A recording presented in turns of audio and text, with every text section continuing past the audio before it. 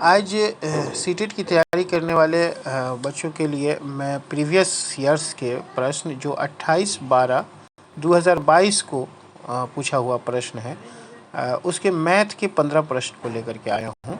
तो आपसे रिक्वेस्ट है कि आप इस पूरे वीडियो को देखिए और मैथ में कैसे प्रश्न पूछे जाते हैं। बिल्कुल आसान प्रश्न होते हैं, बस आपको थोड़ा सा ध्यान देने की ज़रूरत है। तो आपसे भी लगभग सारे प्रश्न बन जाते हैं अगर आप कोशिश करते तो आइए, अगर आप नए सब्सक्राइबर हैं तो इसे सब्सक्राइब कीजिए और अगर आप पहले से यूज़र्स हैं हमारे तो आप इसे शेयर ज़रूर कीजिए। तो चलिए, पहला प्रश्न है, 4 अंकों की सबसे बड़ी संख्या तथा 4 अंकों की सबसे छोटी संख्या के अंतर को जब 15 से भाग दिया जाए तो शेषफल होगा। तो ये इतना जान लीजिए आप कि 4 अंकों की जो सबसे बड़ी संख्या है वो है, हाँ, किसी भी अंक की सबसे बड़ी संख्या जो होती है वो 9 होती है। जैसे एक अंक की सबसे बड़ी संख्या 9 है, तो 4 अंक की सबसे बड़ी संख्या 4 9। और छोटी संख्या जो होती है, जैसे एक अंक की छोटी संख्या 1 होती है, तो 4 अंकों की सबसे छोटी संख्या क्या होगी, उसमें 0 डाल देंगे, 3 0। ये आपको मालूम होगा। जैसे यहाँ पे अभी मैं आपको बता देता हूँ कि एक अंक की सबसे छोटी संख्या 1 होती है, 2 अंक की सबसे छोटी संख्या 1 पे 1 0 डाल दीजिए। 10 से कोई छोटी संख्या है 2 अंक की? 10 से स्टार्ट ही होता है ना 2 अंक की, इकाई का अंक दहाई का अंक, तो फिर ये जाती है 99 तक। तो 2 अंक की सबसे बड़ी संख्या 99 हो जाती है। जैसे 99 से ऊपर बढ़ते हैं तो वो 3 अंक की संख्या हो जाती है, तो 1003 अंक की संख्या हो जाती है।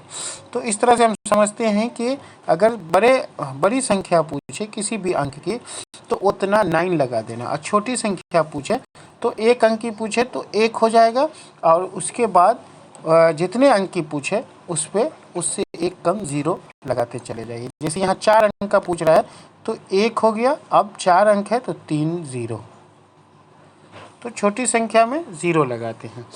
तो इसका अंतर पूछ रहा है कि बड़ी संख्या, 4 अंक की सबसे बड़ी संख्या और 4 अंक की सबसे छोटी संख्या का अंतर क्या होगा। तो अंतर आप इसी तरह निकाल सकते हैं। 4 अंक की सबसे बड़ी संख्या हो गई 4 9 और 4 अंक की छोटी संख्या हो गई 1000। तो अंतर मतलब दोनों का घटाव, 9 9 9 8, मतलब 8999। अब कह रहा है कि 15 से भाग दिया जाए तो शेषफल होगा। तो अब इसको 15 से भाग देना है आपको। तो 15 से भाग देना है तो इसको 15 से भाग दीजिए। आसान है, 15 से भाग दीजिएगा। 15 9 75, सॉरी 15 पंचे 75, 9 नहीं, 15 पंचे 75, बच जाएगा 14। अब 14 पे ये 9 आएगा तो 15 9 135 बच जाएगा। फिर जब इसको घटाएंगे तो फिर बच जाएगा कितना, 14। फिर ये वाला 9 उतारेंगे तो 15 9 135, फिर बच जाएगा 14। तो इस तरह से हमने देखा कि शेषफल जो बचता है वो कितना बचता है, 14 बचता है। तो शेषफल 14। तो इसका आंसर आपने देख लिया कि इसका आंसर होगा 14। ये इसका आंसर होगा 14।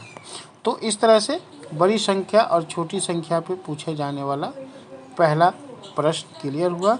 अब हम लोग दूसरे प्रश्न पे आते हैं, जो प्रश्न संख्या 32 है। 32 कह रहा है कि 11 इकाइयाँ, इकाइयाँ का मतलब 1 से गुना कर दीजिए। 11 इकाइयाँ मतलब 11 × 1। उसके बाद उसमें जोड़ रहा है, तो चलिए प्लस कर दिया। कितना कर रहा है, 10 दहाई, तो 10 को 10 से गुना कीजिए। दहाई का मतलब 10। उसके बाद फिर बोल रहा है प्लस करके कि 12 सैकड़ा, तो 12 को सैकड़ा मतलब 100 से मल्टीप्लाई कर दीजिए। और इसमें सब में इस सब करने के बाद क्या करना है, -1000। तो 1000 माइनस कर दीजिए। तो पहले तो जितना जोड़ने वाला है इस सबको आप जोड़ लीजिए। जैसे 11 एकाही 11 होगा, 10 के दहाई 100 होगा, अब 12 दहाई 1200 होगा। तो सबको जब जोड़ेंगे हम तो कितना बन जाता है, तो 1200 एक 1300 और 1300 आइए 11, 1311 बन जाता है। इसमें से माइनस कितना करना है, -1000। यहाँ देख रहे हैं -1000, तो माइनस कर दिया 1000, तो बचा कितना, 311 बचा। देख रहे हैं 1311 में से 1000 गया तो बचा ना 113, आइए 1 1 खत्म, तो 311 बचा। तो इस तरह से 311 इसका आंसर हो जाएगा। उम्मीद है कि समझ गए होंगे। इकाई का जब भी अंक रहे तो उसे 1 से मल्टीप्लाई करके हम निकाल लेंगे, दहाई का अंक रहे तो 10 से मल्टीप्लाई कर लेंगे, और सैकड़ा रहे मतलब 12 सैकड़ा तो 12 से 100 को मल्टीप्लाई कर देंगे। दहाई रहे, जो भी संख्या में दहाई, जैसे यहाँ पे 10 दहाई, अगर 8 दहाई होता तो हम लोग क्या लिखते हैं, 8 दहाई होता तो 8 × 10 मतलब 80, समझा। इकाई 11 इकाई, अगर 12 इकाई होता तो 12 × 1 मतलब 12। तो ये आप समझ गए होंगे। उसी तरह सैकड़ा जितना रहेगा उतना इंटू सैकड़ा, तो 311 इसका आंसर हुआ। ये प्रश्न भी हमारा क्लियर हुआ। तो प्रश्न संख्या 32 भी आप देख लिए। अब अगला प्रश्न है कि 15, 20 तथा 25 के सबसे छोटे सार्वगुणज और सबसे बड़े सार्वगुणनखंड। देखिए एक जगह इसमें लिख रहा है कि सार्वगुणज, और दूसरी जगह लिख रहा है ना, दूसरी जगह लिख रहा है सार्वगुणनखंड। तो दोनों अंतर है, दोनों में अंतर है।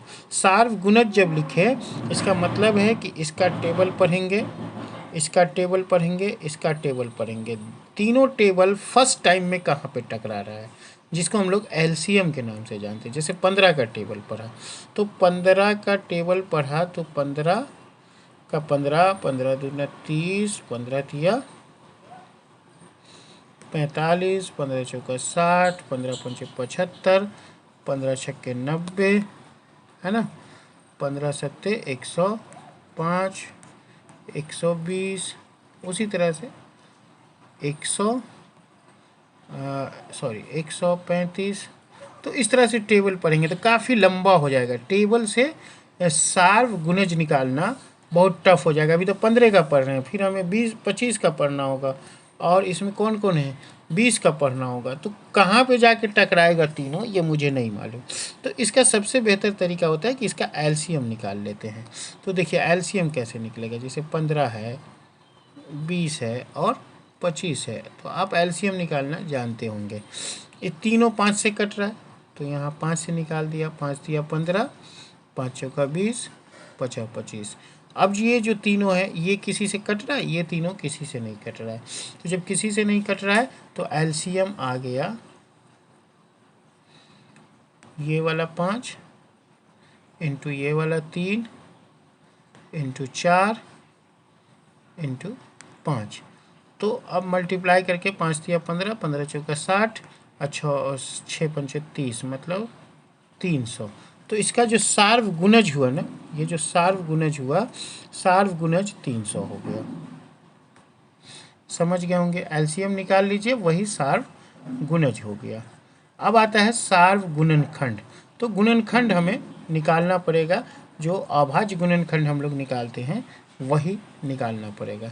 तो देखिए 15 का गुणनखंड पहले निकाल लीजिए। 15 का क्या हो जाएगा, 5 दिया 15, मतलब 15 को हम लोग लिख सकते हैं 15 इक्वल टू क्या लिख सकते हैं, 5 इंटू 3। अब उसी तरह से 20 का निकाल लीजिए। तो 20 2 से कट रहा है, 2 दही के 20, फिर 2 से कटा, 2 पंचे 10, अब 5 तो कटेगा नहीं, तो 20 का हो गया 2 2 5। अब उसी तरह 25 का निकाल लीजिए।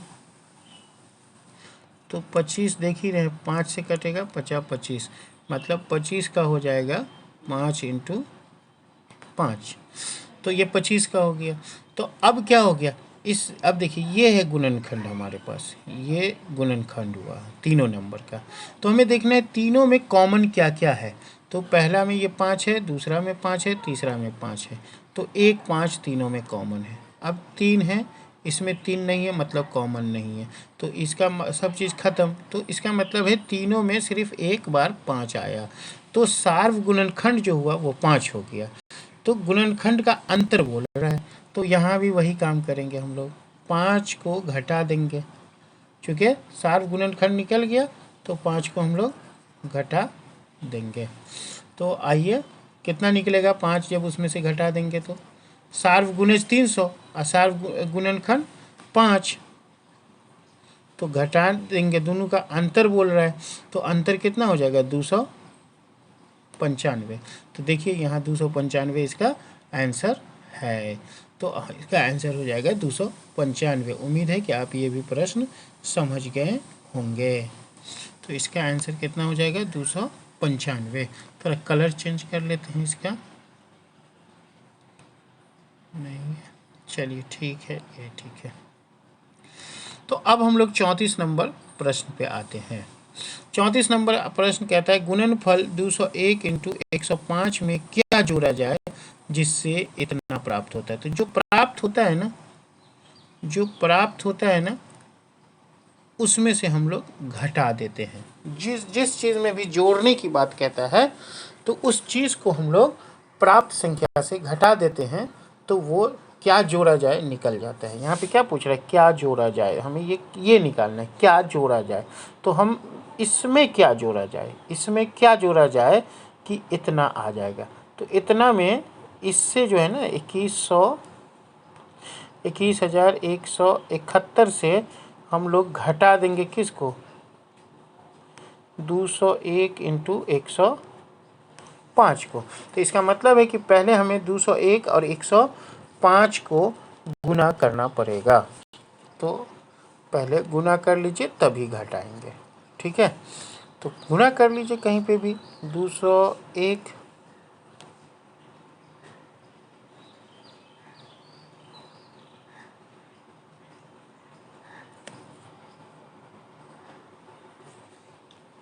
है ना, 201 105 फटाफट गुना कर लीजिए। 5 कहीं 5, 5 0 0, 5 गुना 10, एकदम आसान है। 0 से 0 हो जाएगा, उसके बाद 1 कहीं 1, 1 0 0, 1 गुना 2, तो गुना कर लेंगे तो हो जाएगा 5। अरे इब्राहिम, तो हो गया 21,105।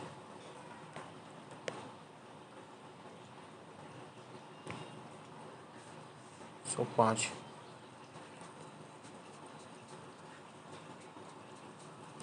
तो अब इसको घटा देंगे, तो मतलब 11 हो गया, 11 में से 5 गया तो 6,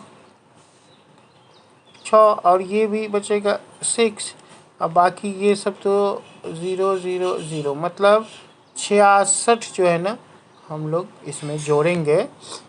इस इस दोनों के गुणन में, गुणनफल में 201 और 105 के गुणनफल में हम लोग कितना जोड़ेंगे, 66 जोड़ेंगे, तब 21,171 प्राप्त होगा। तो इसका आंसर जो हो गया वो क्या हो गया, आप समझ गए होंगे। इसका आंसर हो गया 21,175 लाने के लिए हमें 66 जोड़ना पड़ेगा, किसमें, 201 इंटू 105 में। अब आता है किसी विद्यालय में 1260 विद्यार्थी है। देखिए 1260, कुल विद्यार्थी कितना है, 1260, कुल विद्यार्थी है 1260, ये कुल हो गया।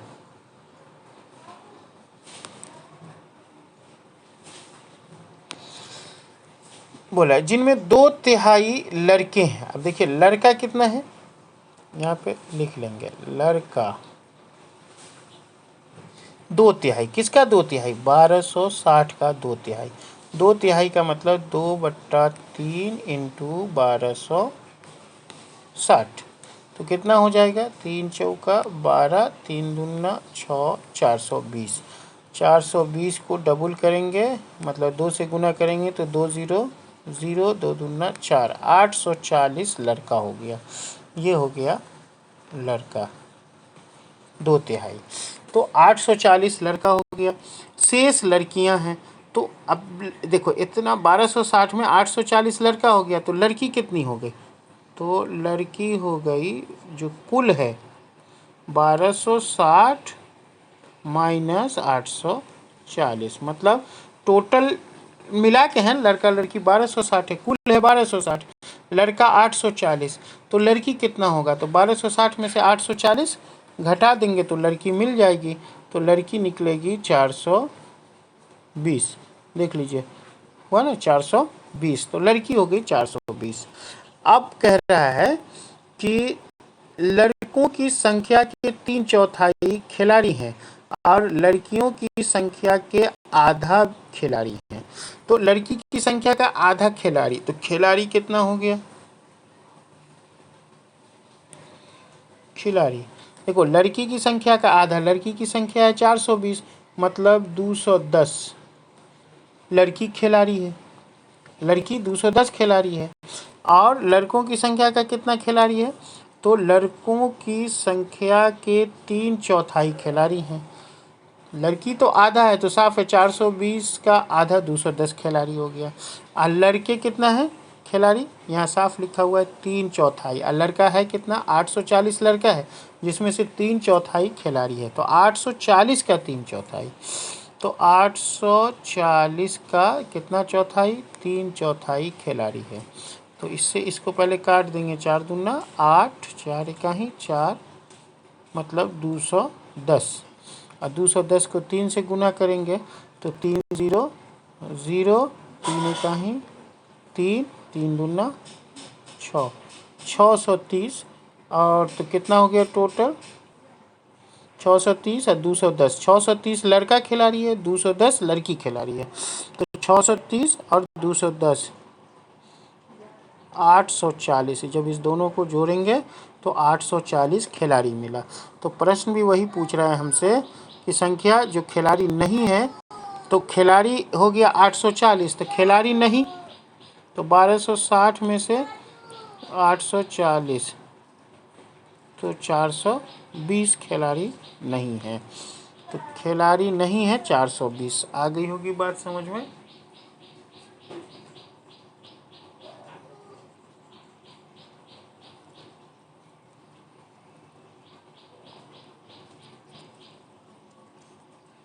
तो 420 जो है वो खिलाड़ी नहीं है। तो इसको इसी तरह से निकालना पड़ेगा। अगर नहीं समझ में आए तो आप कमेंट्स कीजिएगा, फिर हम इसको और डिटेल्स में बता सकते हैं। लेकिन इसे बनाना आसान है, चूँकि हम समझाए हैं इसलिए काफ़ी देर लग रहा है, और अगर नहीं समझाएं तो ये बहुत जल्दी बन जाएगा। अब आता है कि 9/4 में कितने 3/8 हैं? 9/4 में कितने 3/8 हैं? तो देखिए, कितने जब भी पूछे ना, किसी में कितना है, तो उसको डिवाइड करके निकाला जाता है। तो यहाँ क्या है? 9/4 में कितना, तो इसको डिवाइड किया और 3/8 लिखा। तो ये हुआ। जैसे डिवाइड का साइन है उसको हम लोग मल्टीपल में चेंज कर देते हैं, मल्टीपल, तो ऊपर 8 नीचे 3, तो 3 तिया 9 और 4 दूना 8, 3 दूना 6, तो आंसर क्या हो जाएगा? 6 हो जाएगा।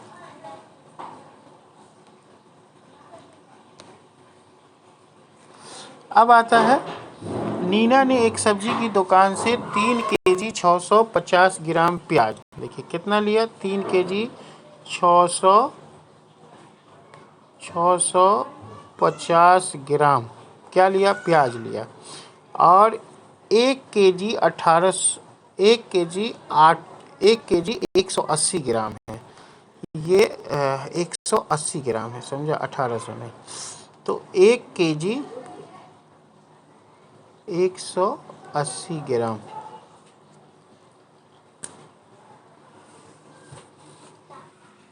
नहीं 1 केजी 800 ग्राम है, 650 800 ग्राम है, सॉरी। ये प्रश्न जो है ना वो 800 ग्राम पे है, तो 180 नहीं, देखिए ये 800 ग्राम कर दीजिए। ये कितना है, ये नहीं है, 800 ग्राम टमाटर खरीदे। प्याज का भार टमाटर के भार से कितना अधिक है? तो यकीनन है 3 केजी 650 ग्राम प्याज है और 1 केजी 800 ग्राम टमाटर है, तो दोनों को घटा दीजिए। घटा देंगे सिंपली, जैसे हम लोग घटाते हैं, 0 में से 0 गया, 5 में से 0 गया, अभी 6 में से 8 तो जाएगा नहीं, तो इधर से इसमें लेंगे तो 16 हो जाएगा, 16 में से 8 गया और ये 1 हो बचा, तो 1 केजी 850 ग्राम, तो इसमें होगा 1 केजी 850 ग्राम, ये इसका आंसर हो जाएगा। सिंपल जोड़ घटाव जैसे बनाते हैं वैसे। एक मानचित्र पर आधा सेंटीमीटर भूमि 225 किलोमीटर है। अगला प्रश्न जो है, मानचित्र पर जो है आधा सेंटीमीटर भूमि 225 किलोमीटर है, तो 1800 किलोमीटर कितना सेंटीमीटर? यदि दो नगरों के बीच की दूरी भूमि पर 1800 किलोमीटर है तो मानचित्र पर कितनी दूरी होगी, इसको सेंटीमीटर में निकालना है। देखिए 225 आधा सेंटीमीटर, आधा सेंटीमीटर, आधा सेंटीमीटर ऐसे लिखेंगे, इक्वल टू 225 किलोमीटर। तो 1 सेंटीमीटर, ये 2 नीचे है ना, तो ये ऊपर जाके मल्टीप्लाई हो जाएगा, तो 1 सेंटीमीटर जो हो जाएगा वो कितना हो जाएगा, 2 से मल्टीप्लाई कीजिए तो 2 पंचे 10, 2 दूना 4, 1 5, 2 दूना 4, 450 किलोमीटर। तो 1 सेंटीमीटर 450 किलोमीटर, या ऐसा भी लिख सकते हैं कि 450 किलोमीटर इक्वल टू 1 सेंटीमीटर। तो 1800 किलोमीटर इक्वल टू कितना सेंटीमीटर होगा, तो 1800 किलोमीटर इक्वल टू कितना होगा, 1800 बट्टा 400 ऐसे ही निकाला जाता है, 450 सेंटीमीटर। तो 0 से 0 ख़त्म हो गया, अब 45 चौका 180, मतलब 4 सेंटीमीटर आपका आंसर आ जाएगा। तो इसका आंसर जो होगा वो 4 सेंटीमीटर होगा। उम्मीद है समझ में आई होगी बात। काफ़ी लंबा हो जाता है, मैथ है, पूरा क्लासिफिकेशन के साथ बता रहा हूँ, इसलिए आपको लग रहा होगा कि वीडियो काफ़ी लंबा हो रहा है, लेकिन मजबूरी है, मैथ में बताना पड़ता है। अब आता है कि कोई इस तरह का दिया हुआ है 7/2 दिन में मिनटों की संख्या, तो इसमें मिनटों की संख्या पहले निकाल लें, तो 7.5 दिन है। कितना दिन है, 7.5 दिन। तो 7 दिन में मिनट कितना हो जाएंगे, तो पहले तो हम घंटा निकालेंगे, तो 7 × 60 इतना ये घंटा हो जाएगा, और प्लस जो 7 इंटू घंटा कितना हो जाएगा, देखिए 24, एक दिन में 24 होता है, एक दिन में 24 घंटा, तो 7 दिन में कितना हो जाएगा, 7 × 24 घंटा, और ये आधा दिन के लिए 12 घंटा प्लस 12 घंटा। तो पहले हम घंटा निकाल लेंगे, 7 चौका 28, 7 दूना 14, 2 16 और प्लस 12, तो कितना घंटा निकल जाएगा, 8 2 10, 7 1 8, 180 घंटा हो गया। तो 180 घंटा में कितना मिनट हो जाएगा, तो 180 × 60, तो मिनट की संख्या, चूँकि 7.5 दिन में कितना मिनट है पहले वो हमें निकालना है। देख रहे हैं यहाँ 7.5 दिनों में मिनटों की संख्या, तो पहले मिनटों की संख्या निकालना है, तब हम निकालेंगे कि उतना सेकंड कितना घंटे में होता है। तो मिनटों की संख्या हो गया 18, देखिए 8 छक्के 48, 6 का 6 4 10, इतना मिनट। 7.5 दिन में 10,800 मिनट होगा। तो बोल रहा है कि इतना सेकंड अगर रहता तो ये कितने घंटे के बराबर होता। अगर यही मिनट ना हो करके, अगर आप मान लीजिए कि ये जो मिनट आया ये सेकंड होता, मतलब 10,800 सेकंड कितने घंटे के बराबर होता। तो पहले तो इसको मिनट में चेंज करना है, तो मिनट में चेंज करने के लिए 60 से काटेंगे, और फिर इसको सेकंड में चेंज करना है। मतलब पहले तो इसको मिनट में चेंज करने के लिए 60 से काट दिया, तो 60 से ये कटेगा, फिर 6 से ये कटेगा, मतलब कितना हो जाएगा 6 इकाही 6 बचेगा 4, और 8 छक्के 48 और 0, मतलब कितना हो गया 180 मिनट। ये हो जाएगा 180 मिनट। अगर ये सेकंड रहता तो ये हो जाता है 180 मिनट, लेकिन अब हमें इसे घंटा में चेंज करना है। तो 180 को फिर हम कितना से काटेंगे, 60 से काटेंगे, क्योंकि मिनट को घंटा में चेंज करने के लिए 60 से डिवाइड देना पड़ता है। तो कट गया 6 तिरिक 18, मतलब 3 घंटा। तो 3 घंटा में जितना सेकंड होता है 7.5 दिन में उतना ही मिनट होता है। तो इसका आंसर क्या होगा 3 घंटा। 7.5 दिन में जितना मिनट होता है 3 घंटे में उतना सेकंड हो जाता है। तो इसका आंसर ये हो गया। तो 39 क्वेश्चन तक हम लोग देख चुके हैं, और वीडियो धीरे धीरे काफ़ी लंबा हो रहा है, तो हम 30 मिनट से ज़्यादा का वीडियो नहीं रखेंगे। अभी 26 मिनट हो चुके हैं। तो आइए अब अगला प्रश्न जो 40 नंबर प्रश्न है उसको हम लोग देखते हैं। तो 40 नंबर प्रश्न को देख करके अगर 30 मिनट पूरे जाते हैं तो हम छोड़ देंगे, बाकी 5 क्वेश्चन हम बाद में देखेंगे। लेकिन देखना है हमें धीरे धीरे सभी प्रश्न को, इसलिए आप धैर्य बनाए रखेंगे। आपको डेली मैथ का कुछ न कुछ प्रश्न मिलता रहेगा, सीटीपी का मिलता रहेगा। आपकी तैयारी उम्मीद है कि बेहतर होती जाएगी। तो चलिए 30 सेंटीमीटर भुजा वाले, अब यहाँ पे 30 सेंटीमीटर भुजा वाले घन की बात कर रही है। तो जिसका भी घनाभ या इस तरह का जो 3 डायमेंशनल फिगर है वो अच्छा होगा, वो आसानी से इसे बना सकते हैं। लेकिन जिन बच्चों को वो मालूम नहीं है तो उसके लिए हम घन का एक अलग से क्लास रख देंगे 3 डायमेंशनल शेप का, तो उससे वो समझ जाएंगे। अभी फ़िलहाल इसको देख लीजिए कि क्या कहता है। 3 सेंटीमीटर भुजा वाले घनों की संख्या। घन कहते हैं जिसकी सभी लंबाई, ऊंचाई, चौड़ाई सब बराबर हो। जैसे ये हो गया घन। कोई ऐसा डब्बा है जिसकी लंबाई, चौड़ाई, ऊंचाई सब बराबर हो। जितना चौड़ाई है उतना ही लंबाई है और उतना ही ये ऊंचाई है। मतलब जितना ये चौड़ाई को कहते हैं b, उतना ही ये लंबाई को कहते हैं l, और उतना ही ये h। तो जब घन होगा तो इसमें तीनों को हम लोग a मान लेते हैं। चूँकि सब बराबर होता है तो इसे हम लोग आर्म मान लेते हैं, बस a a a। तो जो घनाभकार बक्से, घनों की संख्या, 30 सेंटीमीटर भुजा वाले घनों की संख्या, जो एक घनाभकार बक्से, तो ये सब क्या है, इसकी जो भुजा दिया हुआ है कितना दिया हुआ है 30 सेंटीमीटर दिया हुआ है, 30 सेंटीमीटर में। और यहीं पे एक घनाभकार बक्सा है। अब ये छोटा छोटा मान लीजिए ना, ये लूडो का जो डाइस होता है, लूडो का छक्का जो होता है वो मान लीजिए है छोटा छोटा। तो ये उसकी होती है ना लंबाई, ऊंचाई सब बराबर होती है। अब उसे किसी बक्से में सजाना है।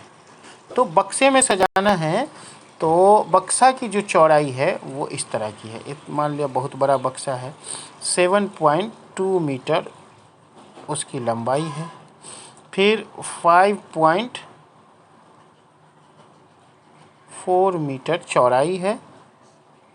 तो लंबाई चौड़ाई तो मिल गया, और ये जो 18 मीटर दिया हुआ है ये ऊंचाई है, 18 मीटर ऊंचाई है। तो बोल रहा है ऐसे बक्से में, ऐसा बक्सा जो होगा जिसका मीटर में सब कुछ दिया हुआ है, उसमें ये कितना अटेगा 30 सेंटीमीटर घन वाला कोई कितना बक्सा को इसमें आप सेट कर सकते हैं। तो इसका आप वॉल्यूम निकाल लें, इसका वॉल्यूम निकाल लें, दोनों के वॉल्यूम को डिवाइड करते हैं। तो वॉल्यूम कैसे निकलता है उस पर बात करते हैं। तो समझ में आ गया होगा। तो वॉल्यूम निकलेगा, कितना अटेगा, तो ये देख लीजिए। इसका वॉल्यूम पहले हम लोग निकालेंगे। तो इसका वॉल्यूम निकालेंगे, चूँकि ये मीटर में दिया हुआ है और ये सेंटीमीटर में दिया हुआ है। तो हम लोग क्या करेंगे, इसे 100 से मल्टीप्लाई करके इसको भी सेंटीमीटर में चेंज कर देंगे, मीटर को। तो मीटर में दिया हुआ है और वॉल्यूम निकलता है, जो घनाभ होता है उसमें इसको L कहते हैं। देखिए, घनाभ में इसको L कहते हैं, इसको B कहते हैं, इसको H कहते हैं।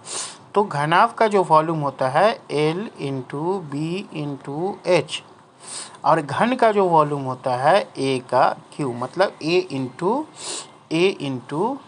ए, ए क्यू मतलब A इंटू ए। तो यहाँ पे इसी फॉर्मूले का हम लोग इस्तेमाल करेंगे। तो आइए देखते हैं क्या है। तो पहले तो घनाभ का वॉल्यूम निकालेंगे।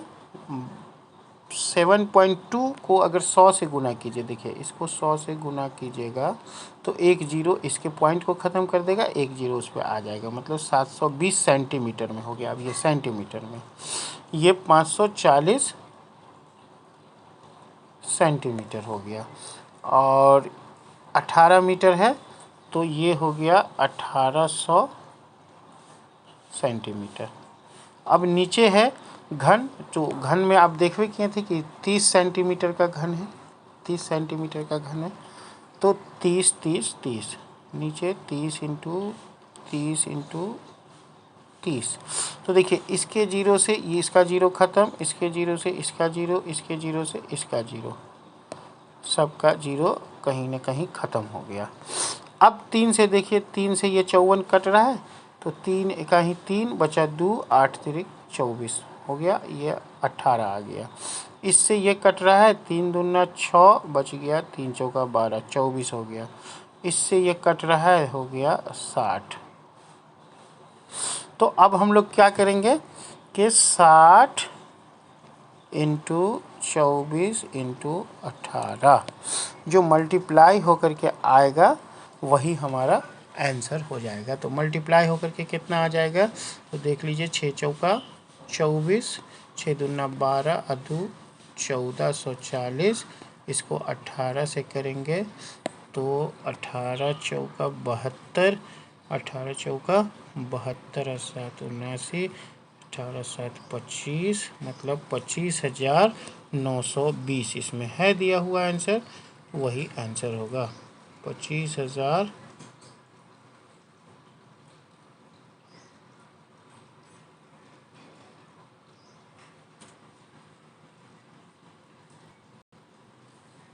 $25,992, 920 नहीं, कहीं पे एक ज़ीरो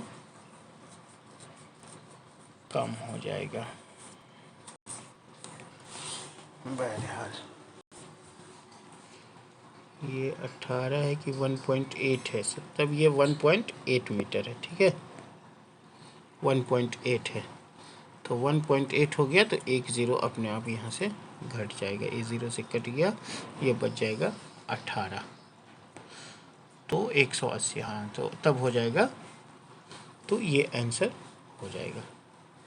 तो इस तरह से 18 नहीं है, ये 1.8 है, हम इसको 18 लिए हुए थे, जो 1.8 है। तो इस तरह से बना सकते हैं, दोनों का वॉल्यूम निकाल के डिवाइड कर दीजिएगा और आसानी से बन जाएगा। तो 40 प्रश्न तक हमारा कंप्लीट हुआ।